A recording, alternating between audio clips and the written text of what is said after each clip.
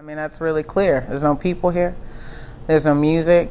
There is no laughter, no smiles. And the life, for the most part, has been sucked out of this place. And that's where we are.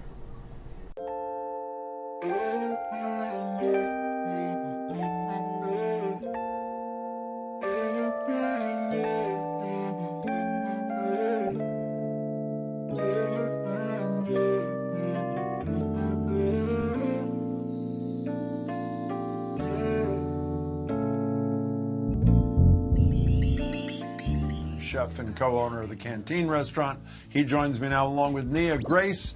She's the owner of Daryl's Corner Bar and Kitchen in the South End. Nia, good to see you. One of only 8 Black-owned bars and restaurants in the entire city of Boston.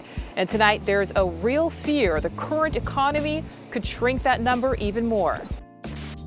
COVID was the literal stop of our business. It was a matter of trying to figure out what our next steps were. The most immediate things that were affected, obviously, was our revenue. You know, I mean, we lost over 90% of our business. We had to cease all on-site operations. And then we had to really figure out what the next 2 to 3 months were gonna hold for us. The latest on the coronavirus emergency. Overnight, the number of confirmed cases worldwide surpassed 19 million. I'm sorry.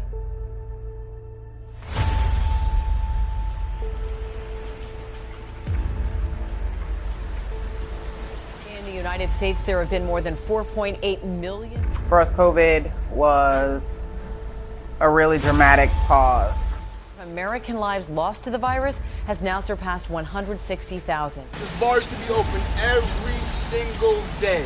District 7, and they do little sets to keep the musicians' business together. Black owned, yes. Yeah, and it's always been. Every black person right here goes here. Every black person in Roxbury, whether it be Mattapan, Dorchester, somebody gonna pull up. We were absolutely afraid that, and we still are afraid, that our business wouldn't make it through this period, especially since the timeline keeps changing. There is no definitive end. There is no vaccine. There is no treatment. For us, this seems like the never-ending story, truth be told. Our revenue was from the community coming in, ordering food, employees coming downstairs, everybody breaking bread. So the pandemic has hit us severely. My name is Cheryl Strader. I own Soleil Restaurant. Right now, the administrators are not back in the building. So that lively line that used to be at our salad bar and at our steam table has diminished. Really, the building is like a ghost town. And it's been a difficult challenge for us to generate customers. How do we survive? It was just this morning that I was on a Zoom and a woman that I know in New York closed 2 of her restaurants.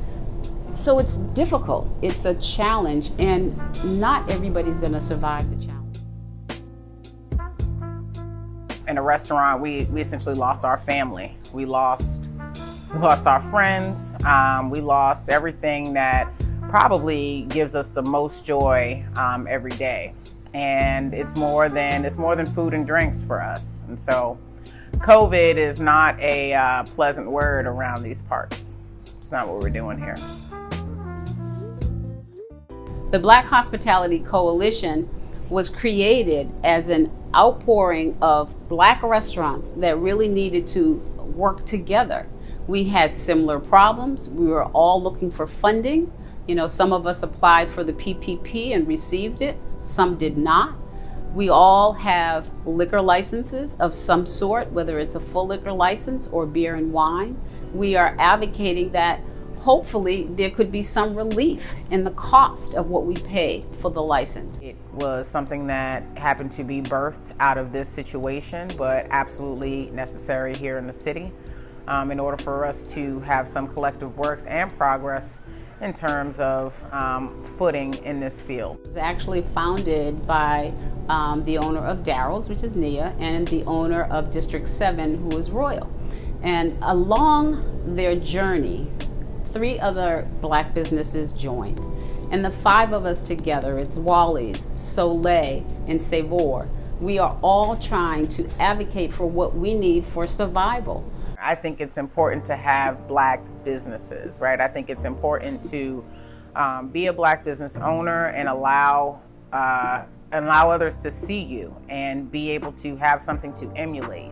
And so for myself growing up, I didn't necessarily see a lot of Black women in lead positions. It kind of took us creating our own businesses to become CEOs. And that's Black men and women because we didn't have the opportunity to do that before.